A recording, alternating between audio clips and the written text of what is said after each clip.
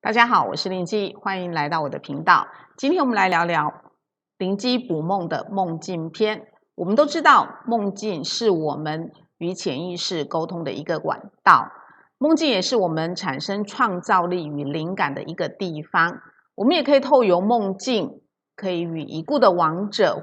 或者是天上的天神进行沟通的一个方式，也是我们进入死亡后的第一个世界。其实不只有我们人类有做梦的经验，有些研究学者或是科学家也曾经在猴子、大象、老鼠这些动物们的身上进行了研究与观察。他们发现，其实这些动物也有做梦的一个经验，只是还不清楚这些动物们做梦的实质的意义、功能为何。但是我们却可以知道，我们人类可以经由梦境预知吉凶，或者是平衡我们心理与生理的一个表现。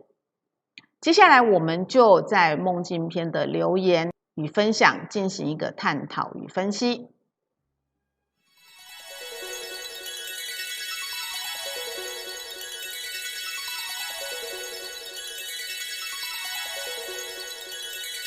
好，接下来我们就分享第一个梦境。他梦见两个我自己，另外一个感觉是非常奇怪的，还有他家的2条狗躺在板凳上面。我们通常来讲说，如果梦到2个自己，是期望我们在学业、课业或者是事业上能够有所精进，更加的美好。还有就是说，可以受到他人的一个肯定。另外还有2条狗，我们也知道狗代表着俗语常说狗来富，它也代表了忠于家宅、忠于主人，还有就是忠于内心的一个想法。也许在当下做梦的你，有与人相处不愉快或者是不融洽的一个情形，但是你还是会照着本质的内心，忠于自己本质的内心，希望能够忠于这一段感情，守护这一段亲情或者是友情，还有就是爱情，忠于情感的一个状态。第二个，他的梦境就会比较长一点所以说他寄了一封信给我。他梦到就是在学校的走廊的一个场景，那个时候应该是一个高中的场景，但是他目前已经是快40岁的人了。有一个男性的朋友说要分享有趣的照片给他，他看了一下，然后那个男生一副刚起床的样子有穿着衣服，但是躺在纯白的棉被里，摆着帅气的 pose， 对着镜头在笑。那个整个场景是明亮干净的，但是他突然就看到照片的角落有一个女生的头，可是女生的身体好像是落在这个镜头的外面。当下他觉得这个女生是已经没有气息，虽然是没有看到血，但是这个男生感觉是非常有趣这个男性的朋友他感觉非常有趣，但是他本人是感觉到非常害怕的。然后他的眼角余光有瞄到，他就是要把照片拿给他。正当他想要离开的时候，男生手上的照片就是突然飞到他的右边的脸颊上面，他感觉到有一股很大的力量，他吓了一跳，他死命的想要把这个照片上的那一颗头颅，就是那个照片是拍了那个没有气息的女生的头颅，咬住到他的脸他觉得非常恐怖，他很用力的想要把这个照片拔下来丢还给男生，感觉就是想要逃离现场，但是不料这个照片呢就一直粘在他的脸上，感觉他在跟照片在做一个拔河虽然拼尽了力气，但是最后还是费了很大的劲才把这个照片剥离了这个脸。男生在后面也追他，这个时候他又再次把照片丢掉，可是照片又回复到他的脸上，这样子的一个重复的状态让他感觉到非常害怕。结果他就在这样子的拔河比赛当中他就是逃跑，可是这个男生却不放过他，但是这个男生也抓不住照片，又让照片回到他的脸上，就这么样子的来回拔河。突然他听到这个照片小声的跟他说，是不是有事情需要可以帮他处理这个时候他听到一个女学生的声音在他的耳边小声的跟他提醒说，这个男生是危险的，不要靠近他的意思。突然他点醒了他这样的一番话点醒了他，他认为就是说应该要远离这个男生，可是这个男生却好像似乎就是有事没事的都待在他的身边，一直离不开他。在他当下的瞬间，他就想说，哎，这个声音是不是来自这个照片的女生？是否这个死跟这个男生是不是有关系的呢？还是说这个已经没有气息的女生是这个男生的一个前女友？他也是在很多的思虑当中在思考这个问题。这时候他想到这里的时候，照片突然松掉了，他就赶紧跑。可是这个男生呢，还是穷追不舍哦。最后他跑到一个角落，他看到就是说男生，他就说他照片已经拿下来了，然后他应该不会再追着他跑了哦。这个时候，他跟男生就走到旁边的楼梯，他还犹豫不决，看要怎么去把这个世故又帅气的男生给甩掉的时候，他就觉得突然。他看到了一把已经绑好的长伞哦，挂钩硬生生的卡在他的右肩。他觉得这个伞应该是这个女生给他的讯息，借此以打断这个男生的计划。然后他也感觉是逃离了这个危险的一个境界哦，他获得到安全。他后来就醒了，他大概梦觉得是这个意思，他觉得是乱梦一场哦，他自己的内心的想法。但是这个梦境解说的可以算是非常详尽哦，所以说深深的烙印在他的脑海里。其实如果说以他的梦境来说，我们梦到一个长廊，不管是学校的长廊，或者是梦到一个长廊的这个状态，通常暗示就是说在当下你需要面对犹豫不决的事情而做出选择，也许是在感情、工作，或者是事业，甚至是课业上。在梦境中出现的这个一男一女哦，意味着对情感或者是人情世故的压力而有所抉择，而也必须做出选择。这个世故又强势的男生，还有就是这个柔弱甚至没有气息的女生，就是成了他的一个，也许只是幻化成一个角色，只是在现实当中，只是需要这个男生，就是做梦这个人，需要去面对他的选择。但是不管是强势的人，或者是需要他帮助的女生，或者是在做梦的这个人在需要帮助的时候，这个柔弱的人也可以帮他一把。这三个角色的一个整个串联，最主要还是来自于这个未知与不明的恐惧，就是照片的一个力量，突然死命的飞过来黏住他的脸，这是恐惧的力量。在这个过程当中，我们也知道相片哦，它是一个保存、收藏，还有就是传递信息。另外，它也是具有环境呈现的一个意味。只是说，在这个梦境当中，他经历了一些惊恐、压迫，还有他的无助。但是最后，他还是在他的梦境得到一个选择。不管是他怎么样的选择，最终他还是会如释重负。他认为当下他可以做出一个非常好的一个抉择哦。所以这个梦整个就是你在当下可能面临需要选择做一个比较难，不管是情感上或者人情世故上，必须要做一个决断。好，接下来我们再分享第三个梦境的分享。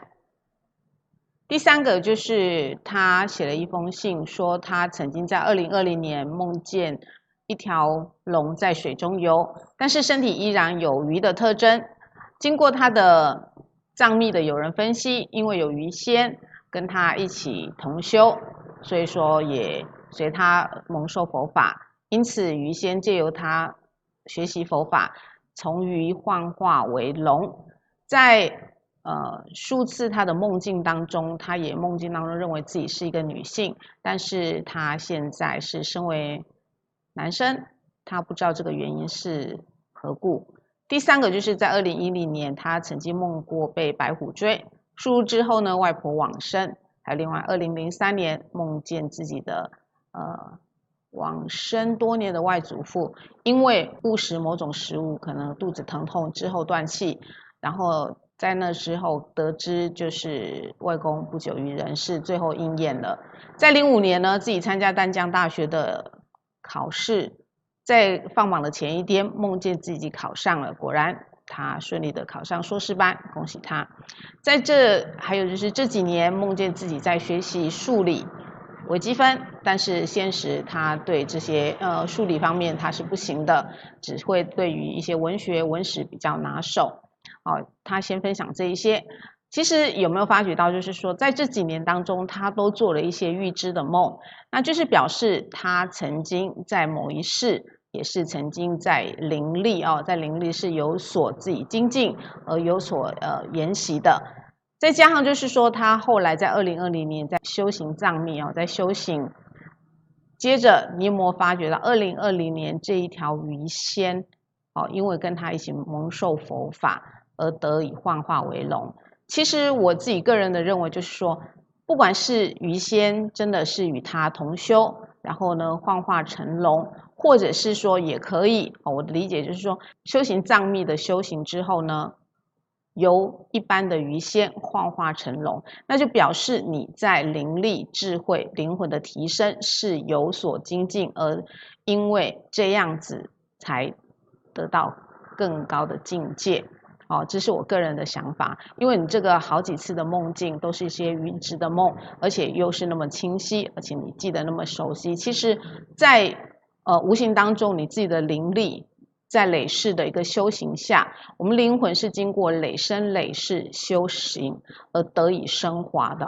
就是这个意思。当然，你的自我觉察跟自我觉醒之后，在灵魂或者是在灵力的感受力是有所精进的。我们常常也在说，万般带不走，唯有业随身。那既然你经过累生累世的修行，还有就是开启了这些的灵魂的智慧，然后在于2020年，你开始正式进入修习藏密，进入修行，这是非常好的。然后你自己本身说你在梦境当中学习微积分。本来在梦境当中，就是为了平衡我们一些我们有所不足的地方，所以说，也许就是你认为自己的数理或微积分不行，希望在某一个状态下，也许是今生，也许是来世，你有可能在对这一块加以更加的精进，更加的圆融，让你的灵魂更加的升华。好，另外这个梦境就是说，他常常梦到的梦境是没有去过的，但是呢，感觉是特别熟悉甚至像连续剧一样之前我有分享过，就是我的梦境也像连续剧一般常常会反复的出现，甚至就是附在别人身上去帮助他人解决一些事情那相信你自己本身梦见这个梦的人的本身。我相信你是具有一个行侠仗义的一个个性跟潜质还有他就是说他的梦境里常常出现一个大象的滑梯，那个大象图案到现在都记得非常清楚，已经20多年了，这些他都把它清楚的记录下来，跟写故事一样，这是非常好的。其实你这样子做就是在开启你梦境的一个智慧的一个灵力能够增加你的感受力，还有增加你的灵感，还有预知能力。另外呢，梦见大象也是代表有好事会发生的一种好预兆它代表着人际关系的一个地位的稳固这个场景呢，就是熟悉又陌生，一直反复发生。它其中其实就是说，一定会有它隐藏的意义。也许在你前世或者是在你累世曾经去到这个场景，也或者是说在你的来世有可能必须要做这些事情。它只是一个预知的梦，或者是说在曾经你累世的一个状态下显现在你的潜意识，发生在你的梦境当中。恭喜你，你已经在为了你的灵魂还有你的智慧在做一个有所提升的一个功课，还有一个学习。另外这个就是说，他说他梦见了我，然后挺着大肚子在跟我们上课。然后另外一个梦就是很清楚了，2048这个梦之后呢，我已经有回复他了，因为那时候他可能想要了解这个梦境有什么意义，可能当下遇到一些事情，但是我已经跟他说明，就是说他在遇见我大肚子，就是其实他是想要把这个好运传递给他想要传递的人只是说他梦境中的我只是他幻化的一个身份。另外就是说，我们讲挺着大肚子，毕竟他孕育的是一个很好的梦，也是一个胎儿，因为胎儿还没有出生。这个是希望想要把好运传递给他想要让他得到的那一个人哦。另外2048呢，我就是把它做成一个卦象，就表示说他想要做的事情可能接受到一些其他人的一些阻碍，遇到一些挫折。那后来事后的反馈就是说没有错，他的确目前在进行某些事情，最后因为他人进行了一些游说，或者是说想要跟他谈，希望就是他终止他现在想要做的一个事情。另外就是说他梦到的是午睡的时候，但是梦境是非常清新的，他回到山上的旧家，是一个土地公庙，没有香炉，没人拜，只有他一个，但是庙是很明亮的，不会阴邪，虽然没有人拜，但是很明亮宽敞。他想要去偷钱，但是后来念头就改，想要偷土地神尊。他心里的感觉，预知觉得这个土地公是想要跟他回家的。神座的右边有一些纸扎的财神，整间庙呢有很多神像，例如关公，还有一些古董，甚至还有一些宝藏的宝箱。另外就是说，在神桌上有2尊土地公，但是又感觉不像是土地公哦。他因为太多了，选择太多，所以他不知道该选择哪一个，最后他就放弃了。那基本上呢，梦见土地公，或者梦见宝藏，或者是宝箱，其实这都是一个很好的梦哦，意味着是说他会未来，就是在当下他做梦的当下的未来，开始会渐渐走上一个非常好的一个运势，因为基本上不管是你是在梦中是想要去偷钱，或者是想要把土地公偷回去哦，但最后他是没有这么做的，因为他认为就是在这个生命当中是需要给大家去接受很多众人的一个香火，他的心最后还是放弃，他没有想要占为己有的一个心态。梦见这么多的神尊呢，还有这古董，虽然是意味着是好运的开始，但是也是相对的，那时候当下的他也会面对的许多的阻力还有难题。然后呢，他可以凭借自己的一些努力，得到一些贵人的帮助，而得以愿望成真哦。以上就是我们今天分享的这些梦境篇。如果说你对你的梦境有不了解的地方，也欢迎你在我们的下方留言，那我们就来以你的梦境来做一个探讨与分享。希望你能够喜欢这些视频，虽然可能没有办法100%解到你想要的答案，或者是心中所希望的事情，但是我们借由你的分享，也很感谢您的留言，谢谢。